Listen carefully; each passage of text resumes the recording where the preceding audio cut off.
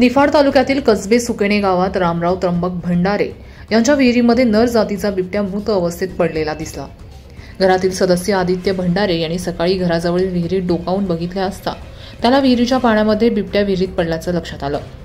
घरातील सदस्यांना आदित्यने हा घटनाक्रम सांगितल्यानंतर घरातील सर्व सदस्यांनी विहिरीत बघितल्यानंतर मरण पावलेला बिबटा आढळल्यानं एकच खळबळ उडाली। त्यांनी त्वरित वन विभागाशी संपर्क केला।